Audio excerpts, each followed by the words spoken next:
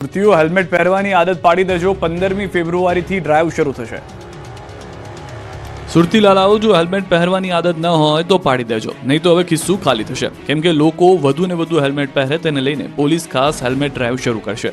એટલે સુરતીઓએ 15મી ફેબ્રુઆરીથી હેલ્મેટ માટે તૈયારી રહેવું પડશે. સુરતમાં 15મી ફેબ્રુઆરીથી હેલ્મેટ ડ્રાઈવ શરૂ થશે. સુરત પોલીસ કમિશનરે વાહન ચાલકોને ચેતવણી આપી. કહ્યું, 15 ફેબ્રુઆરીથી સુરતમાં હેલ્મેટ ન પહેરનાર ટુ વ્હીલર ચાલકો વિરુદ્ધ કડક કાર્યવાહી કરાશે. વાહન ચલાવતા હોય તેને અને પાછળ બેઠા હોય તેને પણ હેલ્મેટ પહેરવા અપીલ કરી છે. લોકોની સુરક્ષાને ધ્યાનમાં રાખી પોલીસે વાહન ચાલકોને નિઃશુલ્ક હેલ્મેટનું વિતરણ કર્યું. સુરતમાં પ્રજાસત્તાક પર્વની ઉજવણી દરમિયાન સુરત પોલીસ કમિશનરે હેલ્મેટ વિતરણ કર્યું. હેલ્મેટ કિંમતી નહીં પણ જીવન કિંમતીની સમજ અપાઈ. રાષ્ટ્રીય માર્ગ સલામતી માસની ઉજવણી અંતર્ગત સુરતમાં હેલ્મેટનું વિતરણ.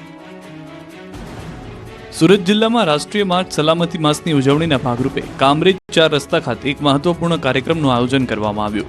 આ કાર્યક્રમમાં શિક્ષણ પ્રધાન પ્રફુલ પાનસેરિયા અને સુરત જિલ્લા કલેક્ટર સૌરભ પારધીએ વિશેષ હાજરી આપી, જેમણે વાહન ચાલકોને હેલ્મેટનું વિતરણ કર્યું. સુરત ગ્રામ્ય પોલીસ વડા હિતેશ જોયસરે કાર્યક્રમમાં ઉપસ્થિત રહેલા વાહન ચાલકોને માર્ગ સુરક્ષા અંગે મહત્વપૂર્ણ માર્ગદર્શન આપ્યું. તેમણે અકસ્માતથી થતા આર્થિક, શારીરિક અને પારિવારિક નુકસાન વિશે વિસ્તૃત માહિતી આપી. કાર્યક્રમમાં બહોળી સંખ્યામાં વાહન ચાલકોએ ભાગ લીધો હતો. 110 મહિલાના નામે લાખોની લોન લેવાય. 2021માં મૃત્યુ પામેલી મહિલાને બેંકે 2023માં લોન આપી.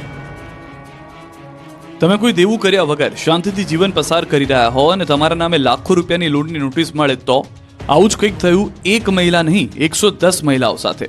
કડીના નંદાસણ ચાણસ્માના લણવા બાદ હવે ખેરાલુ પંથકમાં મહિલાઓએ લોન લીધી ન હોવા છતાં તેમના નામે બાકી રકમ જમા કરાવવા જવા નોટિસ મળી છે.